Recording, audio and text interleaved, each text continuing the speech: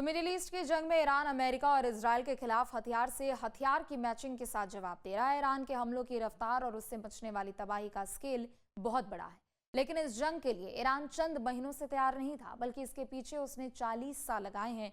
और अब ईरान कह रहा है कि वो अगले 10 साल तक अमेरिका से भिड़ सकता है। देखिए।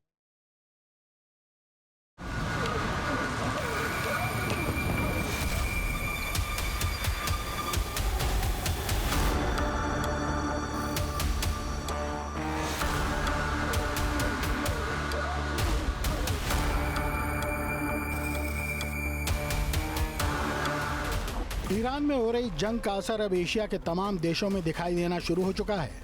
तेल और गैस की सप्लाई प्रभावित होने के कारण कम से कम 9 एशियाई देशों में ऊर्जा संकट गहराने लगा है। हालात ऐसे हैं कि अलग अलग देशों को ईंधन बचाने और ऊर्जा संकट से निपटने के लिए सख्त कदम उठाने पड़े हैं। दरअसल ईरान और अमेरिका इजराइल के बीच जंग की वजह से होर्मुज स्ट्रेट बंद है। इसके चलते तेल की सप्लाई ठप हो रही है। आपको बता दें कि हर साल दुनिया के करीब 20% तेल की सप्लाई इसी रास्ते से होकर गुजरती है। बात पड़ोसी देश पाकिस्तान की करें तो पाकिस्तान में खर्च कम करने के लिए मंत्रियों की सैलरी और विदेशी यात्राओं पर रोक लगा दी गई है।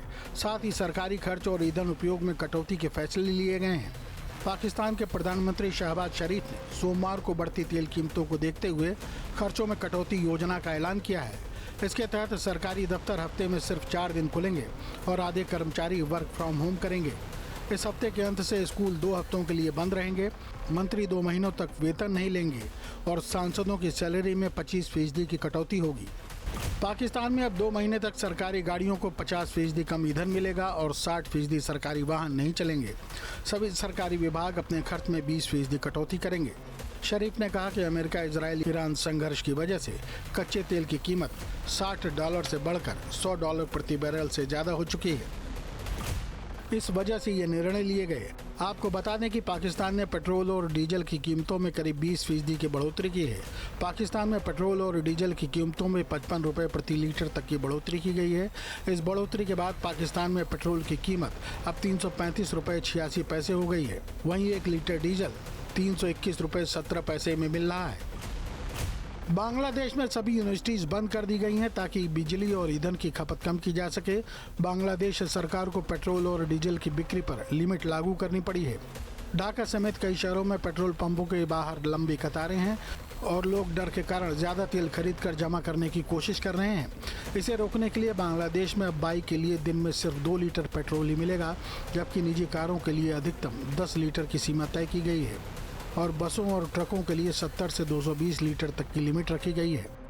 थाईलैंड में सरकारी दफ्तरों में लिफ्ट के इस्तेमाल पर रोक लगाकर कर्मचारियों को सीढ़ियों का उपयोग करने के निर्देश दिए गए हैं और वर्क फ्रॉम होम लागू किया गया है। पेट्रोल पंपों पर भीड़ जमा है। वियतनाम में ईंधन बचाने के लिए कर्मचारियों को वर्क फ्रॉम होम के लिए कहा गया है। मिस्र में भी फ्यूल की कीमतें 30% तक बढ़ चुकी हैं।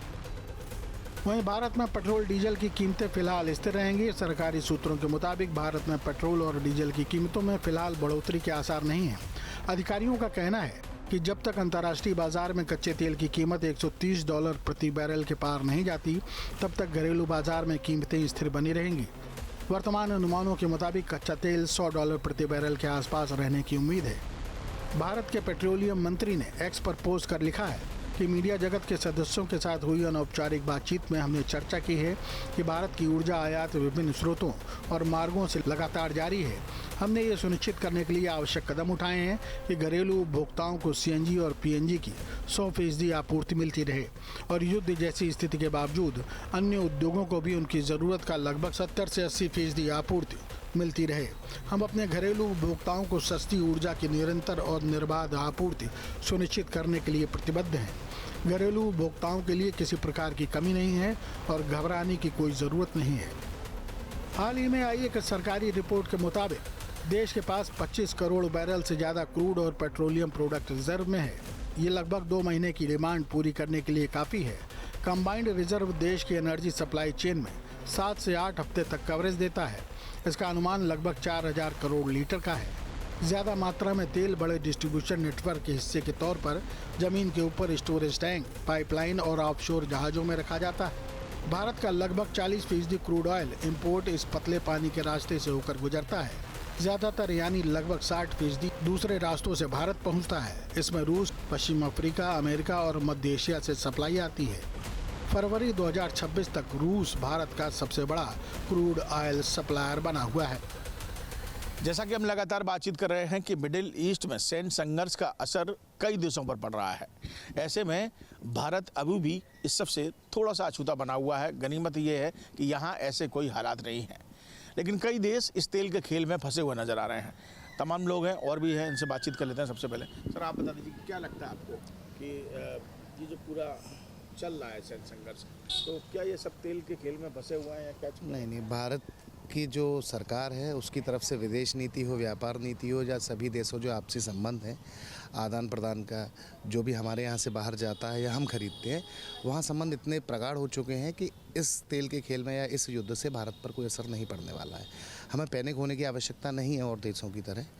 तो भारत को सरकार पर पूरा भरोसा है और इस तरह की किसी भी चीज़ में हम पिछड़ने वाले नहीं हैं। क्या लगता है सर कि जो मिडिल ईस्ट में संघर्ष चल रहा है इस समय, जो लगातार युद्ध हो रहा है, उसका असर कुछ दिखाई दे रहा है? वैसे तो अन्य देशों में दिख रहा है, क्या भारत में किसी प्रकार का कोई असर? नहीं, अभी तक तो हमारे भारत देश में कोई भी असर नहीं हुआ है और हम आशा करते हैं कि आगे भी ये असर हमारे देश में नहीं आएगा। प्लस हम ऐसे देश में रहते हैं जहाँ मोदी योगी का राज है और ऐसे देश में रहना हम अपने आप को फ़ख्र महसूस करते हैं और हर हिंदुस्तानी से यही कहेंगे कि सरकार का साथ दें, जिससे कि सरकार भी अपना काम बखूबी निभा सके। गैस ईंधन को लेकर जो दिक्कत है अन्य देशों में देखी जा रही है, क्या यहाँ किसी प्रकार से कोई दिक्कत हुआ है? नहीं, आज तक अभी तक तो हमें तो नहीं कोई मिली और ना होने की कोई संभावना लग रही है। मिडिल ईस्ट में जो भी युद्ध चल रहा है वो हमारे यहाँ पर उसका कोई असर अभी तक नहीं आया। तो गनीमत है कि भी कुछ भारत जी सर, बिल्कुल इंडिया में कोई भी किसी तरह की कोई डीजल के लिए कोई परेशानी नहीं है, जिसके जैसा कि देख रहे हैं कि देश में सरकार चल रही है जिस पर पूरी इंडिया को पूरा भरोसा है और देशवासी सभी कामना करते हैं कि विदेशों से सरकार के रिश्ते अच्छे हैं और इस लड़ाई से भारत पर कोई असर नहीं पड़ने वाला है। अभी तक तो कोई असर पड़ने वाला नहीं है, आगे का आगे देखा जाएगा। बिल्कुल, देखिए लगातार जो युद्ध चल रहा है उससे देखने को यही मिला था कि गैस और ईंधन को लेकर काफ़ी सारी समस्या हो रही थी। आपको क्या लगता है कि हमारे इंडिया में तो ऐसी कोई समस्या है नहीं और हमारे मोदी जी के संबंध वर्ल्ड में वर्ल्ड लीडर की छवि है उनकी, तो ऐसी कोई दिक्कत नहीं, इंडिया में कोई समस्या नहीं अभी तो। और आगे क्या होता स्थिति के हिसाब से चला जाएगा और हमारी लीडरशिप है आगे और ऐसे अभी कोई हालात हमें दिखाई भी नहीं दे रहे हैं, चाहे हम ईंधन की बात करें, गैस की बात करें या पेट्रोल पंपों की, तो ऐसा नहीं, ऐसा कुछ नहीं, इंडिया के अंदर कहीं कुछ ऐसी समस्या नहीं है। आपको क्या लग रहा है भाई साहब? अभी तक तो कोई समस्या नहीं है और ना ही शायद कोई समस्या आएगी, क्योंकि अपने मोदी जी के संबंध शायद अभी तो हमें इतनी नॉलेज ना हो, लेकिन फिर भी जो सुना है कि बहुत अच्छे हैं विदेशों में, तो अभी तक कोई समस्या नहीं आएगी। मतलब जो हालात और जगह हैं उससे बहुत वो अपने यहाँ पर सब कुछ नॉर्मल ही लगता ही नहीं कि कुछ बाहर हो रहा है या नहीं हो रहा है। डैम तो सब कुछ नॉर्मल है, कहीं भी जाओ सब कुछ सही चल रहा है। बिल्कुल, तो आप देख सकते हैं कि इस समय हम भारतीयों से बातचीत कर रहे थे। मैं इस समय आगरा में मौजूद हूँ, तमाम लोग हमारे साथ थे जिनका ये कहना है कि अन्य देशों पर इसका असर दिखाई दे सकता है, पाकिस्तान जैसे देश पर दे सकता है, लेकिन भारत अभी इससे युद्ध से अछूता है और यहाँ पर सब कुछ सामान है और आगे भी स्थिति सामान रहेगी। वीडियो जर्नलिस्ट हरीश के साथ आगरा से विनीत दुबे, न्यूज़ उत्तर प्रदेश। आपके मोबाइल पर तुरंत आएगी ब्रेकिंग न्यूज, स्क्रीन पर सबसे पहले दिखेगी बड़ी खबर, देश दुनिया की हर खबर एक जगह। अब आपके मोबाइल पर तुरंत फटाफट इंस्टॉल कीजिए न्यूज़ नेशन ऐप और रखिए खुद को अपडेट।